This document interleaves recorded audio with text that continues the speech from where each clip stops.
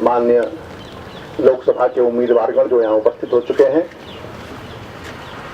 Media कर्मी बंधुओं और सज्जनों देवियों,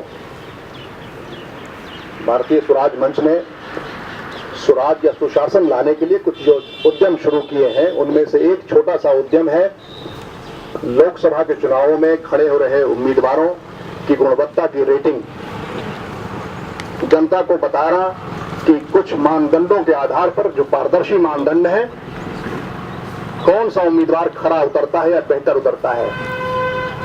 हमारे विचार में ये कोई बहुत बड़ा उद्यम नहीं होगा।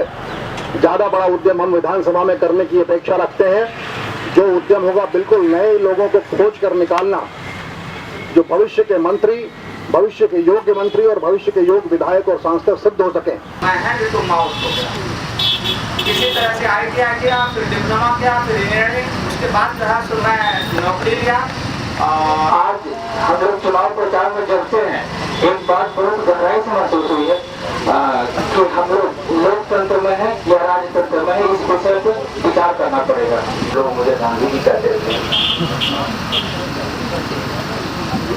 आज मैं अन्नावादी इंसाफ पार्टी की तरफ से उम्मीदवार हूँ। अन्नावादी इंसाफ पार्टी जो कि गांधी जी के विचारधारा से को जन्म देने के लिए एकता, ईमानदारी और अहिंसा को राजनीति में स्थान मिले, इसका एक प्रयास हम लोग कर रहे हैं। जजेस 124, उसके बाद हाई कोर्ट के जजेस 229 और दूसरा, जैसे हम लोग ने जिस कसम खाई कि हम संविधान की बात मान के चले, ये हम तीसरी अनुसूची के अनुसार कसम खा के हम यहाँ पर मैदान में उतरे हैं। और यहाँ रांची में पढ़ने के बाद मैं आर्मी में चला गया और मैं जब के कारण, क्योंकि मेरे पिता की स्वास्थ्य आर्मी में ही मेरी पढ़ाई हुई।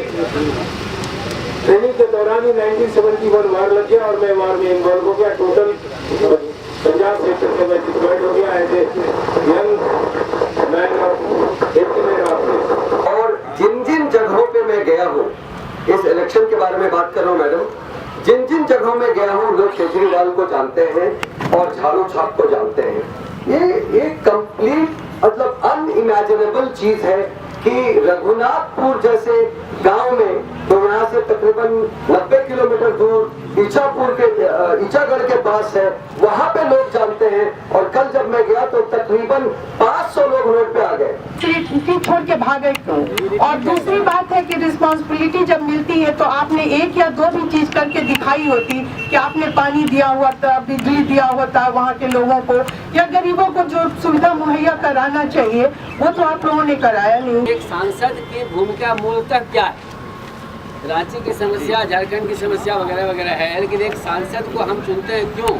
सर, झारखंड सांसद जो है इंडिया की पॉलिसी बनाता है और इंडिया के पॉलिसी फ्रेमवर्क में उनका योगदान होता है। एक सवाल मैं भी करूंगी अमाना जी, आपकी अभिव्यक्ति से आपके इरादे बहुत अच्छे लगे।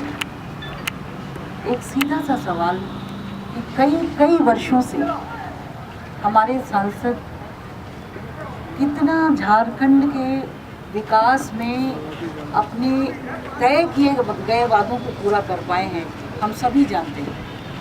सबसे पहला इससे जुड़ा हुआ सवाल कि आप व्यापक जनमत का निर्माण कैसे कर सकेंगे? समस्याएं हैं ना, करप्शन तो देश की समस्या है, बेरोजगारी देश की समस्या, इस पर भी बोले जरूर हम लोग। कुछ राज्य की खास समस्याएं भी तो है ना, झारखंड की कुछ खास समस्याएं भी तो है।